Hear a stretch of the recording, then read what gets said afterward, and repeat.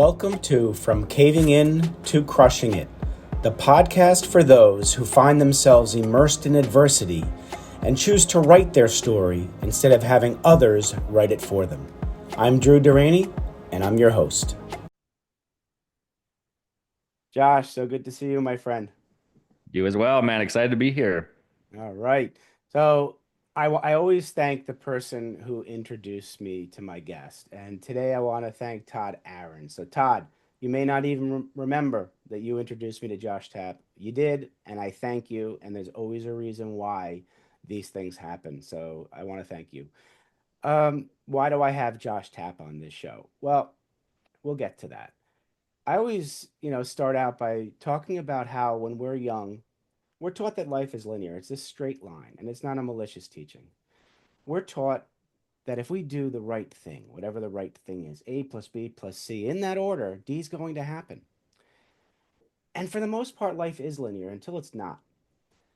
There's always an external circumstance that gets in the way and kind of derails that straight line to more of a circuitous path in life.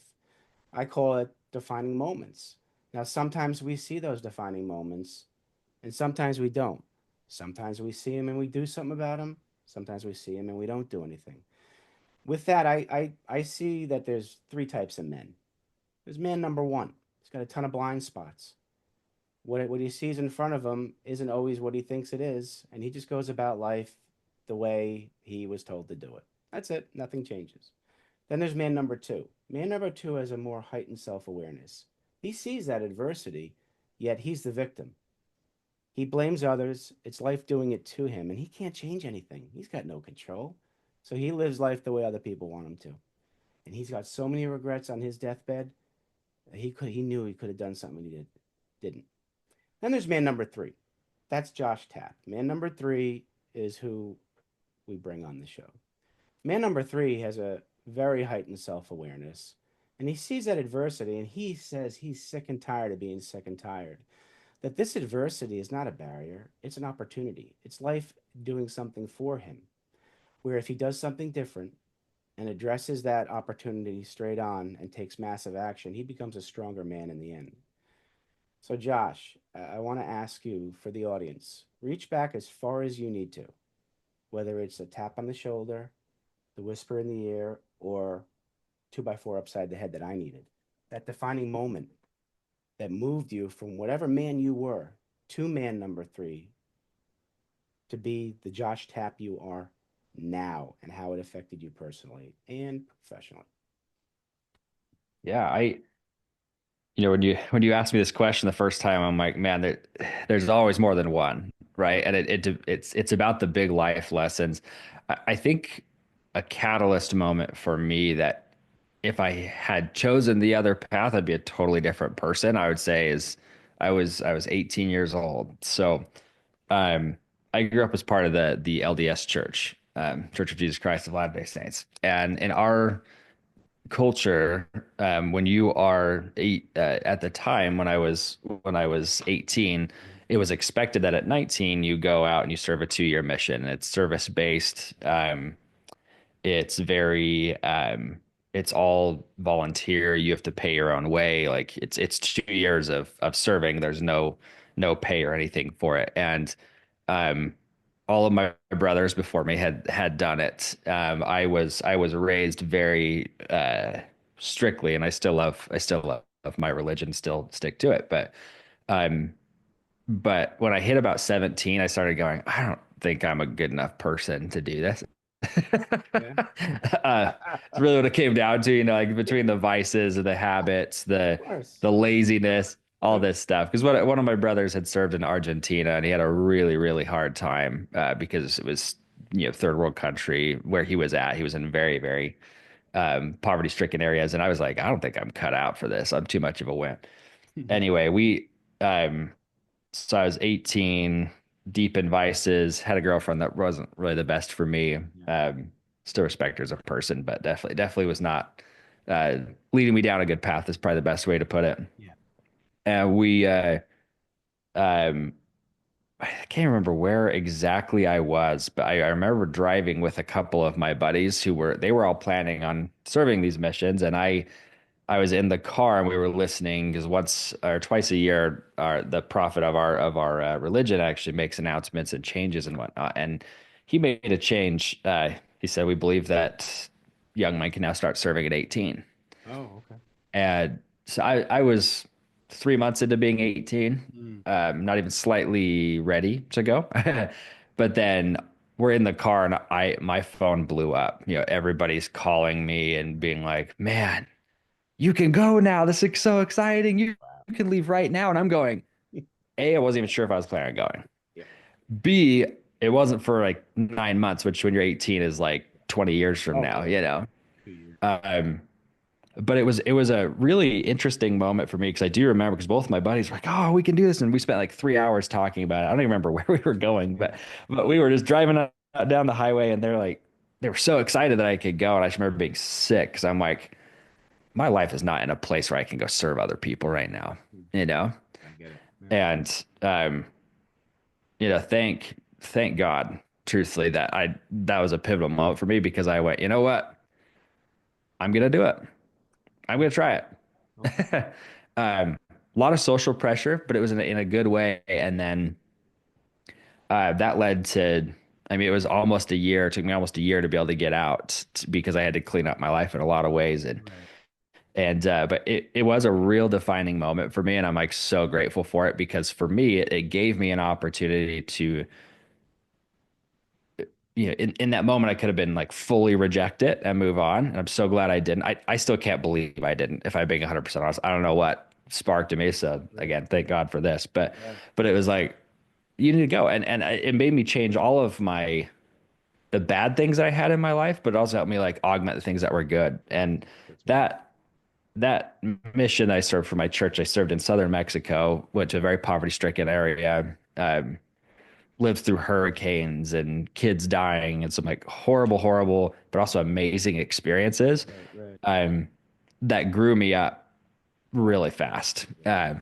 Yeah, and I'm so like, this is me being 100% honest. I wouldn't do it again. It was extremely difficult. I'm sure it was. Very, very grateful for the experience, but a lot of people ask me, like, would you do it again? Like, no way. No. I still want my sons to do it, right? Because Right. I'm like, I Right. think it's so helpful for Yeah. them, but I don't want to do it ever again. But I Absolutely. learned so much from that. And it grew me into a leader. It helped teach me sales skills. It helped me realize like I could get outside of myself when I'm in depressive states. Like, there's so many big lessons learned from that. But like when you say defining moment, that for me was that because I was kicked in the face being like, it's time to, like you said, a 2x4, right? Mhm.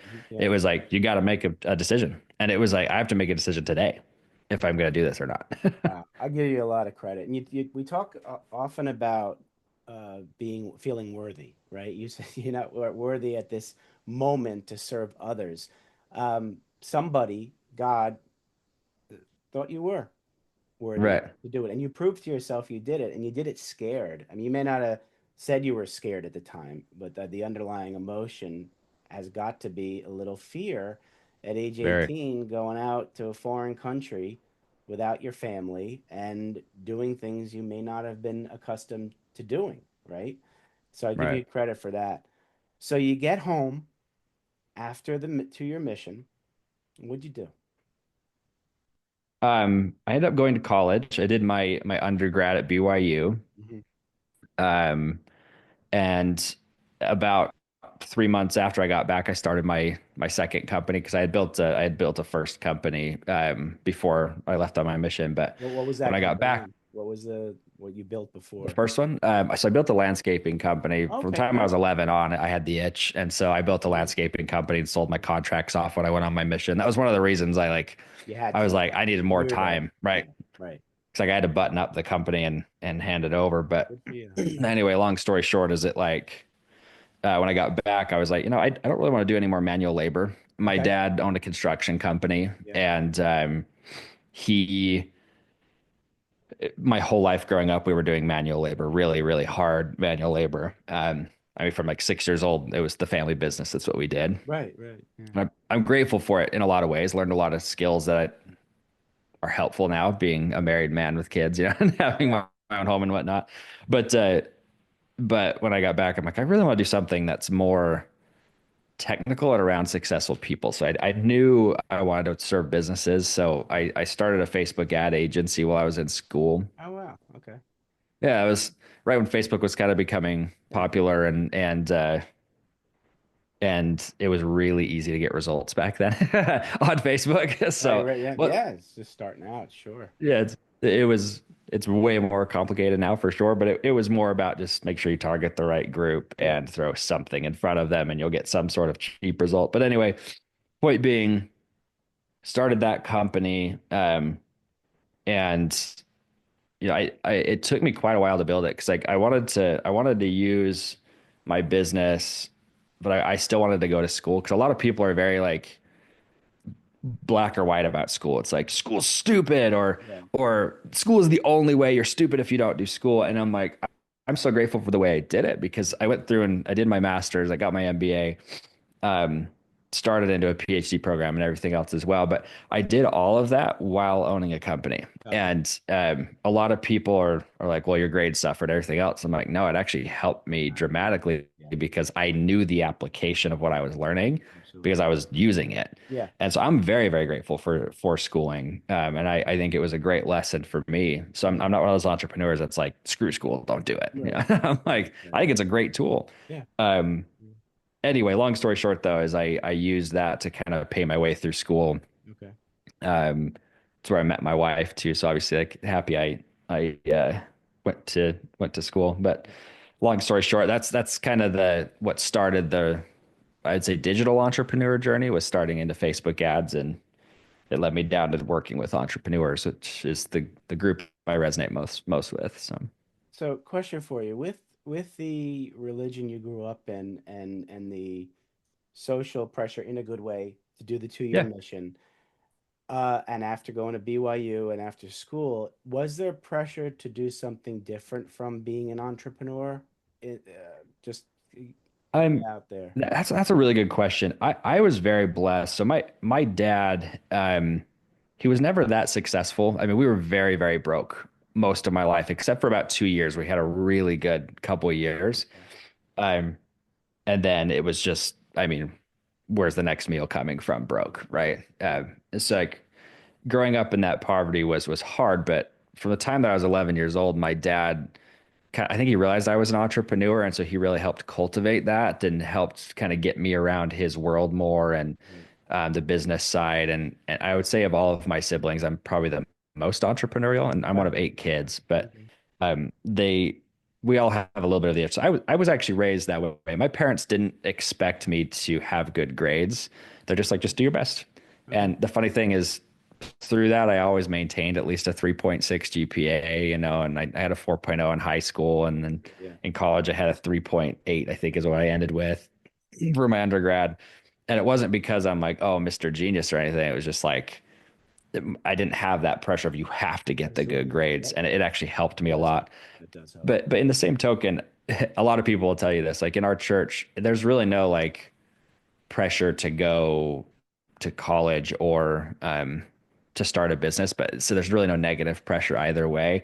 Okay. But I was definitely kind of molded, I think, by my dad in a really good way. And then through my dad, met some very, very successful people who kind of helped usher me through to the next That's steps. what I was And going. That's what I was asking because you mentioned that your dad wasn't too successful, and I assume you meant financially because you mentioned the poor financially, family. my dad was a very successful man otherwise. Well, Yeah. otherwise, yeah. And so, but he hung around. He had people he knew who were financially successful introduce him to you because I was going to ask about mentors and how to build it. Yeah. And you had that. Well, That's very important at a young age to have the mentors. yeah, I agree. And actually, funny story on this. My dad, he's still alive. Yeah. And we were talking, Yeah. um, when was it? Right around Christmas time, I think. No, we were fishing. So it was like last summer. So he Right. and I are out fishing. Yeah. It's like the one thing my dad and I have in common other than business. So we're out fishing. And I asked him, like, was it intentional where we lived? Because we live in Idaho Falls. I still live here. Okay.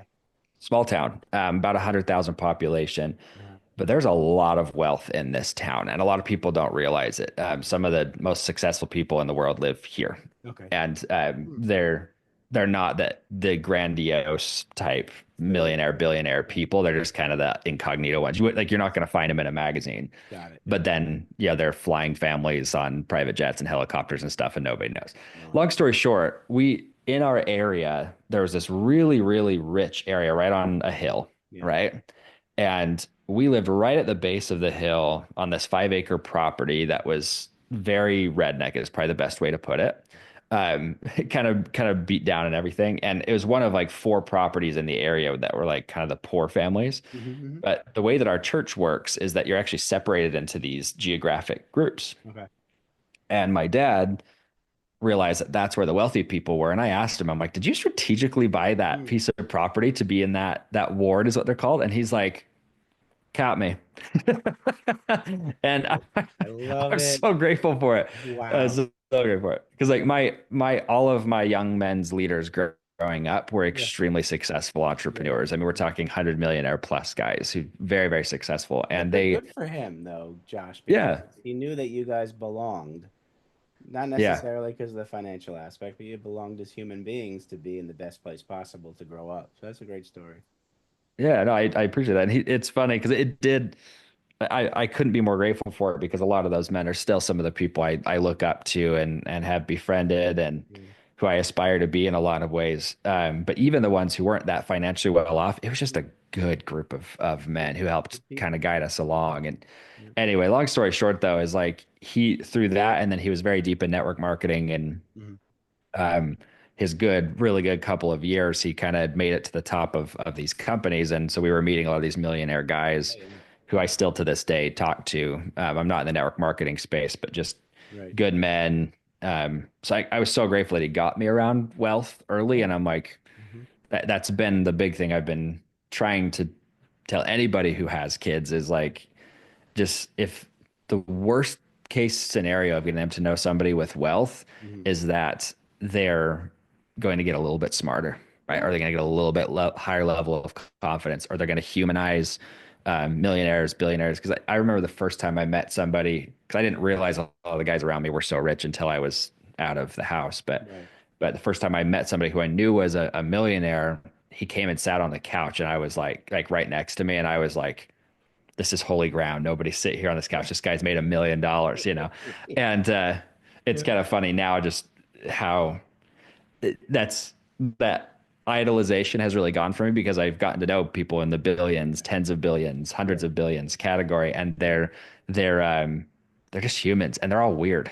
Like the more wealthy they are, the weirder they are in a good Yeah. way. You're I like, love man, it. you're just so awkward. It's awesome. Yeah. It Yep. makes me realize I can still be my awkward self and Down to be earth, successful. real human beings. I love that. I love that. Yeah.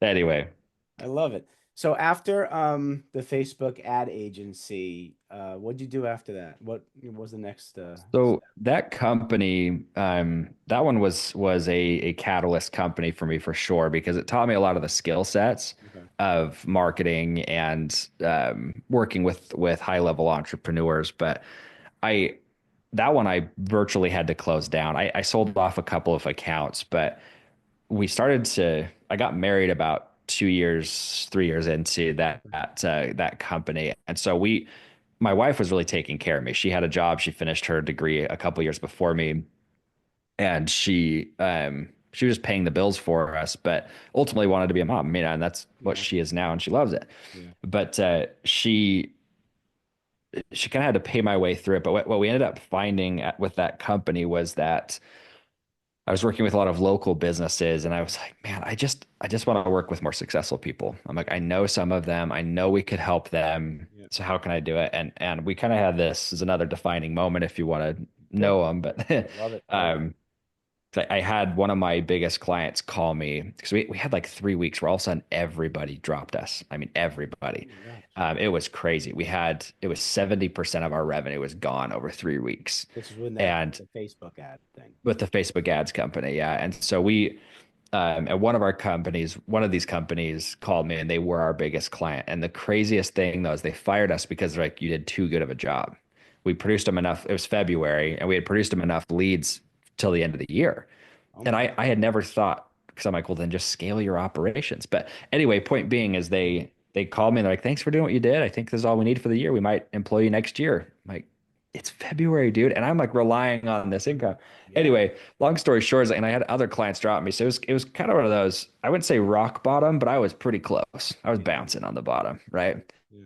And I had a mentor at the time, and I'm so grateful for him too. But he was like, Josh, I think you need to start just working with more successful people. Okay. And he just told me, ask them what they want and find it for them. And so I started doing that's when I started my podcast and just started interviewing successful people. And that got me in the door with billionaires, 100 billionaires, and working with them. And all I ever did was like, who do you need to meet? Right? I love that. Who's the kind of person you need to meet? Who would be a catalyst for you? And that took our podcast to top five for in Wow. marketing for a long time. Right. We were there for like 3 years or 2 years, maybe 2 years. But that ultimately has led me down the journey of building three other companies that we've sold. That it was just through realizing that wow, I have a certain skill set that they need, but Yeah. also they have the network I need, and I Mhm. also have the network they need. Right. Weirdly enough, so That's the it beauty of was collaboration, yeah, yeah, helping and it's each one helps the instead other. of getting sucked into the hey, let's collab, which Yeah. I hate when people say that to me. Is like, hey, let's collab. That's basically us both saying we're never going to talk again. Is really what it comes down Yeah. to. I got one of those emails just the other day about collab. Yeah, exactly. Okay. And I'll be honest with you, for a long time, I used that language because I realized nobody ever follows up with it. I used that to end calls a lot of times. Like, yeah, let's collab sometime. Yep. And then we walked away. Yeah. Still Yeah. have never talked to those people. And I kind of feel bad about it if I'm being 100% honest. Yeah. I get it. But the point is though, is that like that working with more successful people has helped me realize that even those who aren't financially successful is like they're right on the path. They just need a couple of good connections to get there. And so that's where I've built all of my businesses have been built around that. And my whole being is really just around helping people get around those successful people, you know? Well, I love that, Josh, because just from the book Think and Grow Rich, that 3 feet to gold story, Yeah. there are many, many, many entrepreneurs who do quit right before they're there because they didn't surround themselves with the right people to give them that push to do it. So I'm glad Yeah. you're in this space because I'm sure you could see when somebody's ready to give up and Yeah. you find out what they need to get over that hump and provide that for them. So thank you Well, for you know, doing it's that. That's Oh, I a appreciate great way to do it. that. You know, it's been funny. This is like just an observation. Yeah. I found that most people don't quit, but they don't close the doors of the business, Right. but they quit mentally, Yeah. and, Mentally and and move they on. just and with a heart, right? They're just like they're done. Yeah. It's so crazy. I've got a couple of people. I'm not going to name their names because some people might know them, and they're still dear friends. I don't want to throw them Yeah. under the bus. No, of course. I've known them for 8 years, Hmm. and they still have never made six figures in business, and I in 1 year for themselves. And I'm like, guys, in 8 years, you haven't figured this out. And um, but it's made me realize more recently that wow, people are just they're just giving up, but they don't want to say it externally, but Right. internally they've given up and they've quit. And you're like, man, don't quit. Like it's not even the 3 feet from gold thing. It's like let's say it took you another 5 years Yeah. to get there Right. but you kept that momentum up, how many new skills are you going to learn? I mean, Right. That's if people look at my journey, I have a couple guys. I'll mention this guy's name because I love him. Is Doug Cornfield, who I told you I'll make an introduction to you. right. So Doug is inherently kind of a skeptic Yeah. in some ways, Yeah. and he's been in my world for years. I mean, years and years and years. And he's watched me fail and change. And I'm so grateful for people like him because through it all, they're like, he's going to get there someday. He's going to figure it out. And I'm so grateful for people like that because as we have figured it out, they've benefited as well. But Yeah. they're like, people can see that momentum and they can see the growth. Right. I had a great conversation with Doug the other day. We're sitting there and I'm so grateful for him for saying this to me. But he's like, he pulled me aside. He's like, yeah, I've been in your world for a long time. Like we were out in Florida at an event, and Right. he's like, it's been so fun to watch your journey. But he's like, I think you've actually got this like dialed in now. I think you've figured it out. And like hearing that from him, I was like, That's amazing. yes, Yes. like we Yeah. finally did it to a way that because like Doug's like my dream client. I love Doug, but it's like I want him to be successful. Anyway, so it's just funny how a lot of people feel like well, I'm not quitting because I'm still doing it, but they've checked out, right? That Yes. the momentum has Yeah. decreased, and Yeah. No, I've been there. I get it. I get it. I get it. it's So, almost better if they would quit sometimes. Like I know well, that sounds sometimes, bad. yeah. I mean, for actually for their own mental health. That's exactly it. So Yeah. it's the clarity after you're done and going, wow, Yeah. I don't have to be beholden to this anymore. Who do I actually want to be? Yeah. Right. Absolutely. Absolutely.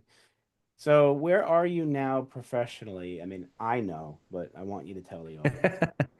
Uh, so my main company right now is called the Pantheon, and it basically is just us connecting entrepreneurs, right? So we have a B2B referral network. It's a marketplace for people to get to know some of the bigger players in the space, Mhm. to work with them. But we have a lot of free services that we give away with it. I found that my skill set with my team was actually building out referral programs for people. And Okay. so we give everything away for free virtually. And then we just handpick a couple of companies we want to partner with, and we just keep a percentage of their sales as we grow with them. Got it. Got it. And does that make sense? Yeah, it does. So Absolutely makes sense. Yeah. yeah. And what's been fun about that for me is that I don't really have to do a whole lot. I'm not really involved in that company. I'm the face of it, but like I only work 3 to 5 hours a week in that company, if that. And what I spend most of my time on right now is just matchmaking much larger deals. So it's like um, like right now we're working on an energy project. It's a multi-billion-dollar project, and we're just matchmaking funders and energy companies who are the providers. We're working with the cities, and the fun part about those for me is they stoke my ego a lot. Yeah. They make me feel good, Yeah. but more than anything is that we've kind of shifted from the growth to contribution side of like, can we make these projects not just be about revenue, but about actually like helping Right. somewhere? Yeah. And so that's kind of been my main focus, is going, okay, we're going to make more money than we've ever made because the projects are bigger, Right. but it's because we're solving bigger problems, Yes. right? Yes. Absolutely. See, that's Um, what I love. You just got to the core issue there is you are out to help people solve the problems that they want to solve. And yeah. you choose the ones that are good for the community, good for humans. And I love that because you have integrity and you're not going away from that just because the dollars are there. So that's pretty cool. That's pretty cool. I love that energy concept. We'll talk offline about that. I want to learn more. Um, Anything else you want to share with the audience that we didn't get to? Honestly, you've asked great questions. You've got me talking. I have a big mouth, so I'll talk all day, but I Ah, think I'm good on my side. all right. So audience, you certainly have to have now captured the essence of Josh Tapp, and you are certainly going to want to get in touch with him. Most effective way is through LinkedIn. He does respond quickly, and it's the best way to enter into his space. So that's how I did it, and it worked out well. So please do that. Josh, I could talk to you all day. I know we have a time frame here. I have two final questions for you. Yeah. So I want to give you the opportunity to use your imagination and picture yourself sitting down by the fire with young 7 to 10-year-old Josh. And you really want to give him some advice, heartfelt advice about life. What would you tell him?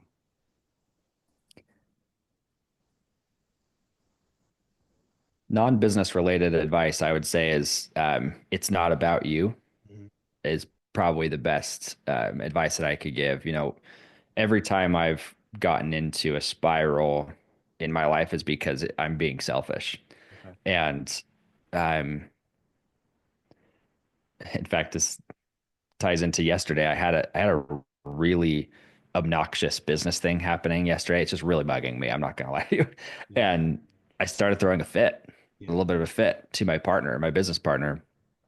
And and he's like, Josh, I think this is about you. I don't think this is about the company. Wow. Um, yeah, he went right for the gut on that one.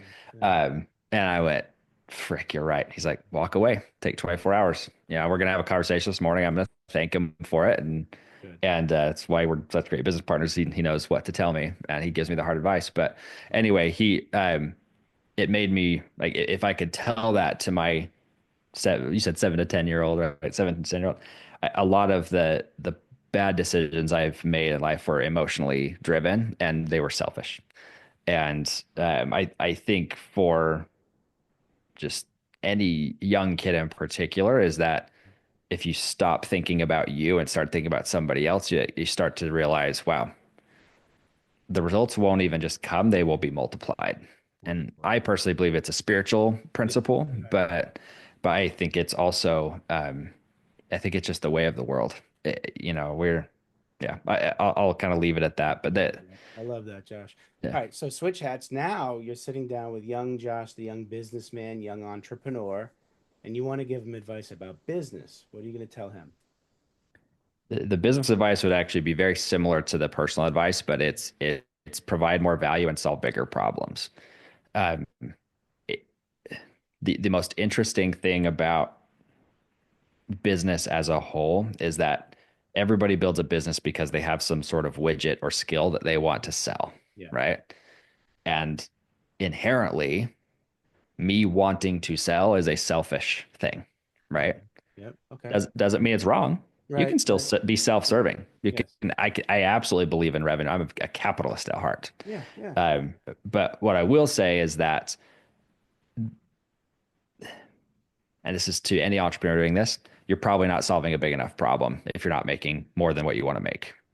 Love that. Um, and realistically, like, me, I'll go clear back in my story to having a landscaping company. At the time, that was as far as my skill set and little brain could go. Go at that Was time. like, I'll mow their lawn, Yeah. right? I have time they don't have. I'll take care of their lawn. Yeah. Um, but being able to go solve a bigger problem. I mean, I could have started even younger and done even more. Hmm. And I've, in my life, I've committed to be like, if somebody presents me with a bigger problem, my brain's immediately going to go, that's what I'm going to focus on solving, right? It gets put in the queue, right? And so, I mentioned this energy project. We're really solving a big economic need in an area. It's been really fun to be a part of it because we have all these people who are like, gosh, thank you so much. They had 10,000 homes that weren't going to be powered. They're like, we have no idea how to get energy to these homes. Goodness. Yeah. Yeah. It's a long story, but and we're like, well, we can bring it in and we'll cover the cost. And they're like, okay, yeah, absolutely, we'll do it. And it was just like there's a reservation there on the like a Native American reservation Yeah. right there, and they're like, we don't have enough jobs. There's just not enough revenue coming through. They're all farmers, and they're like, Yeah. they're looking for jobs. We're providing the jobs. Oh, Like wonderful. I see it's it just helps cool to everybody. start seeing those. Like it's solving bigger needs and bigger problems. And I don't think people realize it's just out your back door sometimes. Yeah. Yeah. You just have to Absolutely. think bigger. Wow. That's a fantastic story. Well, Josh, I want to thank you. I want to thank you for not just coming on, but coming into my life and being the human being you are.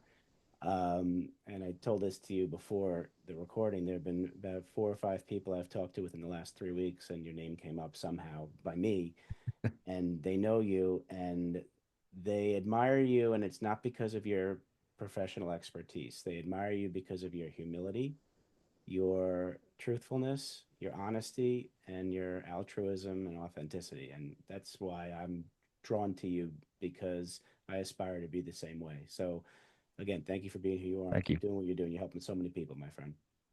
I appreciate it, man. Thank you for saying that. Absolutely.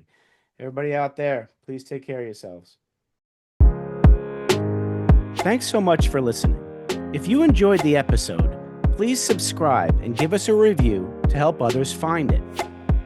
I'd like you to answer this question. Are you living the life you want to live, or are you living the life others want you to live? I'd like you to think about that for a second, because I strongly suggest you live the life you want to live. If you want to learn more about what I stand for and my services and how I'm able to help many men get out of their own way, please go to my website at www.profitcompassion.com. Feel free to also email me at drew@profitcompassion.com. I'd love to have a conversation with you. Take care of yourself and choose to write your own story instead of letting others write it for you.